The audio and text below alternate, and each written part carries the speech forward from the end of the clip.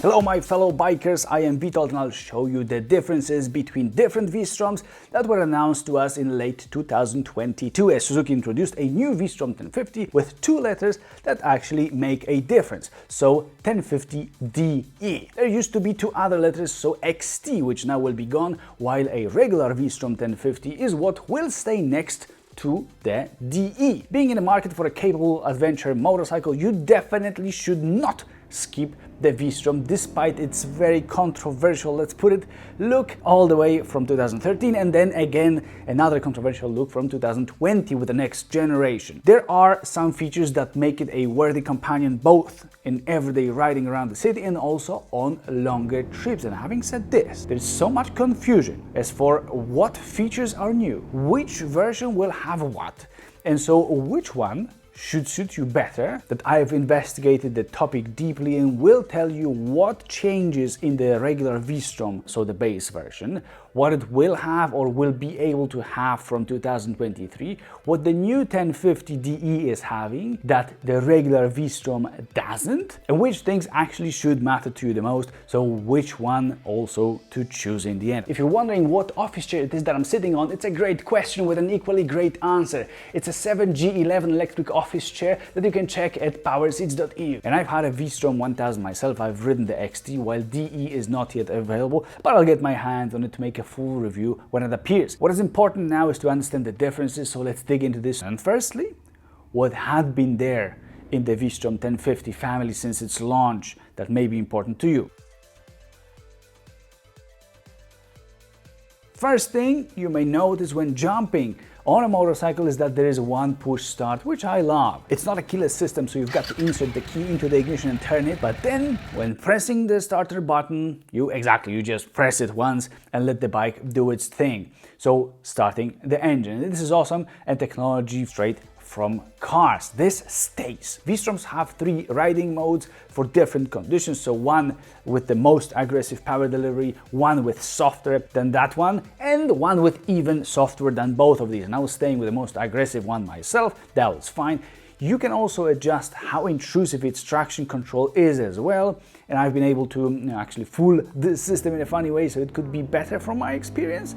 You're also getting manually adjustable front and rear suspension, not electronically, but it's there. Also an LED front lamp, but with no cornering if you care about riding after dark. There's also a height adjustable windscreen, which in the regular 1050 so far has been adjusted with tools, while in the XT you would have to unlock a lever in front of the bike, move it and lock it back. So you have to get off of the bike, and this solution unfortunately is the best that Suzuki can do, and this stays in the new 2023 V-Strom. The engine and performance were the same in both versions, and here spoiler alert, it stays the same for 2023 and later no matter the version. It is a two-cylinder 1037 cubic centimeter V-shaped engine with 107 horsepower and 100 newton-meters of torque. It doesn't sound like much, but it goes pretty well. And now I'll show you what is different between the regular 1050 and the 1050 XT from 2022, so that we all have a reference point. If you don't care about it, in the video description I marked a time when I will show you what changes in 2023. So what now you're getting when buying a new just a V-Strom. But there is a plot twist here at one point, so you better stay tuned. So differences that make a real difference between the 2022 previous 1050 and 2022 1050 XT are that the XT has cornering adjustable ABS with two different modes, while the regular 1050 only has regular ABS. This is ridiculous, as the cornering part I think is an important safety feature, and I personally don't agree with any compromises here. This point alone could be a deal breaker, and Suzuki probably knew this and so is basically forcing us to skip this version and go for a more expensive XT right off the bat. And you know what that means, right? The cheaper version is there for marketing purposes only, to advertise the lower price. That's how I see it. If you are not convinced, let's go to the next 2 points, which are that the base V-Strom 1050 could not have cruise control, while the XT did have it, and also a height adjustable rider's seat that in the regular 1050 wasn't there. You would have to order an adjustment kit to install, and then you would have the adjustment sort of back. I kind of get it, but getting rid of an additional very small part shows that it was a purely cheap move. But okay, what else? XT was coming with handguards, crash bars, with a center stand, and I'm not sure if in some markets Suzuki haven't added a center stand also for the regular one at some point. The next thing that also makes it easier to spot which one is which is those thin LED indicators in the XT, and instead of them, regular bulbs, more bulky indicators in the 1050, just like that. The tail lamp in the XT is clear, while the regular V-Strom had a red one. I consider this an upgrade in the XT. Now about the windshield, and damn, man, someone I think should be crucified for this. Actually, for both solutions. Imagine that in 2020 Suzuki launched a V-Strom with a windshield that you can adjust only using tools. 2020. So unscrewing it, moving it in a different place, screwing it back. I think that's a shame. While the XT had a huge improvement over this solution that was there basically from 2005, I believe in the first V-Strom after the refresh, and it had and still has till now a lever in the front of the bike so that you cannot use it while riding or even sitting on the bike. You've got to stop to get off the bike and then you can do it. But yes, then the adjustment takes 5 seconds once you're off instead of 5 minutes with those tools. You can see that in the video now, how I was doing it. What XT was also getting was some fancy names of some additional, indeed, brake functions, including hill hold, slope-dependent control, a thing called load-dependent control as well, and the hill hold may hold the rear brake for you when setting off uphill so you can start moving easier, while the other two optimize the way ABS and brakes themselves work when going downhill, and also depending on the load, as the names kind of suggest. The regular V-Strom didn't have that. And one more thing here is that the XT had linked brakes, so both could be activated instead of just front one when squeezing the front brake lever. And getting back to the design part, XT had different mirrors which look more up to date but aren't necessarily better in terms of visibility than those in the regular V-Strom, which I think might be the best mirrors ever in a motorcycle, and I would pay to have them in any bike, any day. And now check this. There's 11 kilograms more of weight that you're getting with the XT because of all that, and it's mainly because of crash bars, in fact. But not only, as there are, for example, also incorporated mounts for side panniers in the XT, which the regular was lacking, and again, damn. Not having this in a regular V-Strom is another cheap move, I think. Too cheap, probably. Just like 12-volt charging spot under the seat to charge yourself. Not there in the regular, but thankfully all that is gone now in 2023. Not literally gone, but it's over in 2023 and further, and hopefully it stays at least that way. So now that was a good move by Suzuki. Don't think that the price of a now well-equipped or a better equipped base version stayed the same. Of course not, it didn't. But one last difference also is spoked rims in the XT, and that's it right there. Now I would say that the process of deciding on what to strip the V-Strom off must have been seriously intense there. I hope it was worth it for Suzuki, and probably it was since they introduced new inventions and new versions. Now see what Suzuki decided to change for 2023 in their base and cheapest V-Strom. And they've been generous here. So from now on, you are not able to order the V-Strom that is lacking some of the base equipment, but instead you're getting something that resembles an XT, but only up to some point, because then Suzuki actually added some good stuff. One of that is a quick shifter, which should be, I think, awesome on this bike, especially that it's supposed to work up and down. This is one or two things that this bike was really lacking for me till now. The other ones Suzuki haven't figured out yet, so a keyless access, but that's okay. Other than a quick shifter, there have been some fixes in the gearbox to make it smoother. Fine. I think it was smooth enough already. One thing that we'll have to see also is a claim that the throttle will work a bit harder to give a more natural, allegedly and according to Suzuki, feel. I'm not sure what that means exactly, but there are also a few totally new things, like the part of a frame under the seat allegedly having to dampen the vibrations better. Nice, okay. The handguards are already there here now, in 2023 in the base version. Cruise control that used to be a standard only on the XT is now here as well, and it's got a wider range of speeds, so from 25 kilometers per hour and in the second gear all the way to 160 kilometers per hour. The LED lights might be brighter according to Suzuki, but what we may actually like even more is a new 5-inch display in colors. That looks much better than so far, so I'm looking forward to seeing that in reality. Two modes of the screen are bright, so white, and dark, so mostly black. And one of the new things is plastic engine cover in this base versions. There are no crash bars, which were in the XT, and I think that it's fair since not everyone must like that, along with added weight of that good call. The next elements are coming straight from what the discontinued XT was getting, so LED indicators will now be coming as standard. The tail lamp is now clear and not red. XT mirrors are also unfortunately coming to the regular V-Strom now. They're not bad, no worries. I'm just probably sentimental towards the ones from the early 2000s. Center stand is here too. See, I told you that they've been generous. But where the good stuff happens is even more tech, kind of, as it's from the old XT. And on top of that, all new quick shifter, of course. The safety game is upped with cornering ABS as standard.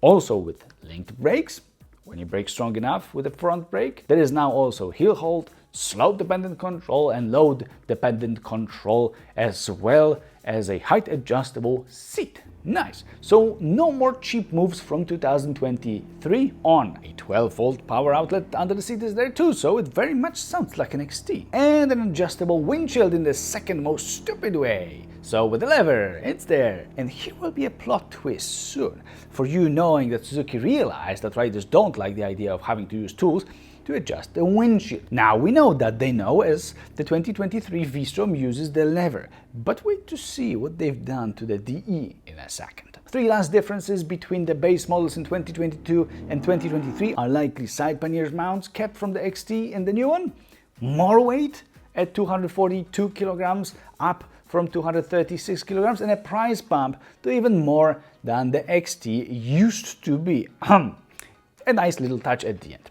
It's now over 6% more than the XT. And I would sum it up this way.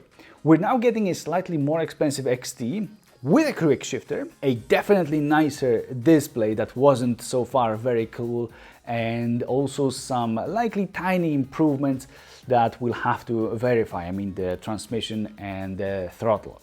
But other than that, doesn't seem like anything very revolutionary. However, if you don't care about any of the equipment and just want a cheaper new V-Strom straight from the dealership, now it will cost you just over 20% more than it used to in 2022. So on paper, this is, I would say, a big difference that I wonder what Suzuki will be doing about, or what will happen because of it. But then hey, if almost everybody was buying the XT anyway, then not that much is changing. In fact, I'm thinking that it will stay this way, and I'm super curious to see if I'm wrong with the V-Strom 1050 DE coming in 2023 and some really, in this case, significant differences and new things to all V-Stroms from the past, including the unavailable XT that now is this regular V-Strom. So technically it is available.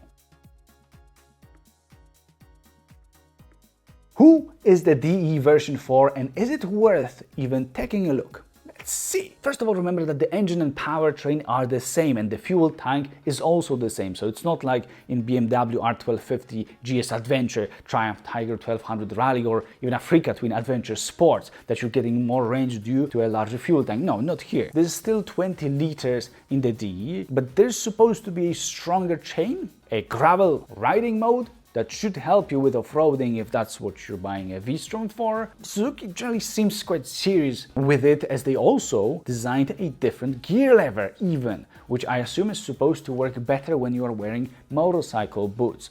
There are steel foot pegs that are wider in this version, and if you hit something when off-roading, steel may just bend, while aluminum would easier crack with you being left with no foot peg at all. I do actually know something about it on a V-Strom 1000 myself. But where the real fun and differences start popping up is that you may switch ABS in the rear completely off, just like that. You're getting a larger front wheel with a 21-inch rim that raises the front of the bike significantly. On one hand, giving you more ground clearance from 16.5 centimeters to 19 centimeters. Also thanks to longer suspension travel both in the front and in the rear. There's 1 centimeter more in the front from 16 to 17 centimeters and almost 1 in the rear from also 16 to 16.9 centimeters. That's still not that much, and not as much as Africa Twin, which has 23 in the front and 22 in the rear. R1250 GS has 19 and 20.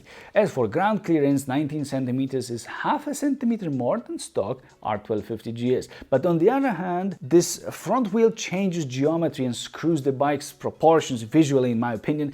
The bike looks like it's kind of leaning back and having a longer rear fender. It also creates an additional larger gap in the rear. This is also due to a slightly longer rear swing arm that Suzuki claim that gives the bike more stability. It also means larger overall wheelbase when you compare the specification. I'm not sure about the visual part of it, but you guys will have to decide if that actually matters to you or not. What I know about Triumph Tiger 1200 Rally that looks in the same way when it's compared to its 19-inch wheeled GT version in the front, the same way that the V-Strom DE when it's put next to a normal V-Strom. And the thing with Triumph is that it loses a lot of stability actually, and definitely it doesn't handle as well and is not as nimble as the regular one. So we will see if that's going to be the case with the V-Strom 1050 DE, and hopefully not. Some of these changes should give the V-Strom more off-road capabilities, and that's clearly what Suzuki wanted. And let's keep that in mind for the conclusion, along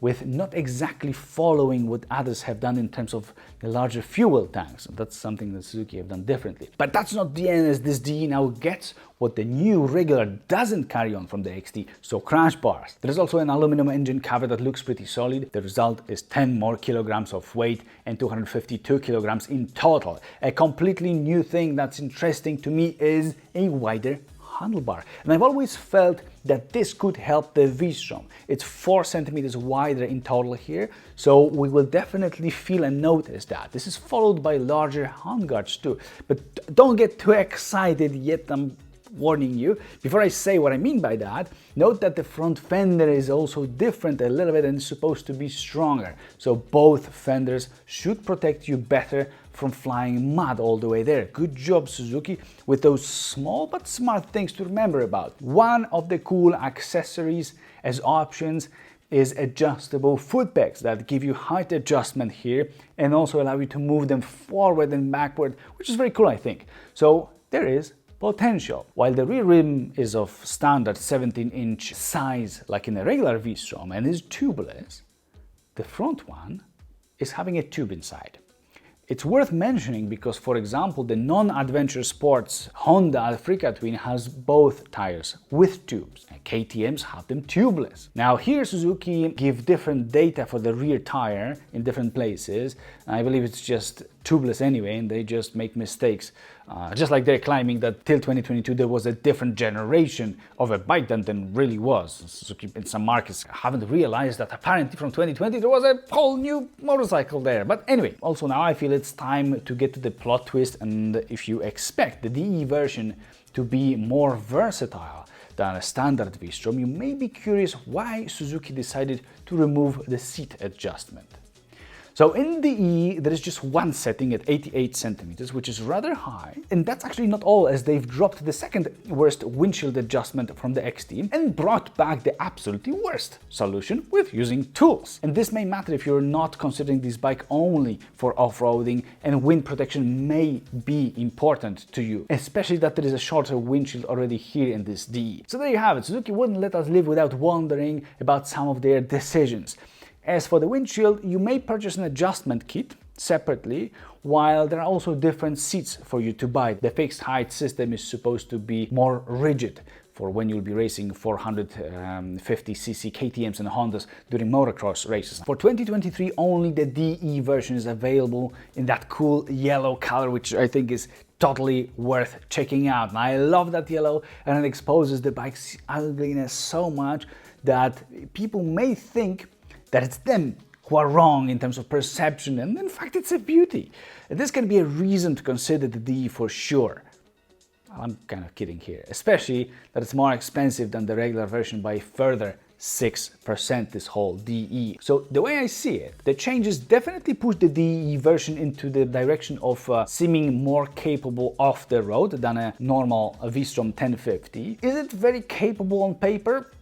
I don't think so when looking at the same data for BMW R1250 Adventure, KTM 1290, Super Adventure R and Africa Twin 1100, all of them also with 21-inch front rims, bigger wheels, a long suspension travel and much larger ground clearance. Would I buy the DE version for off-roading if I was really determined to do it with a huge adventure bike? I actually don't think so already.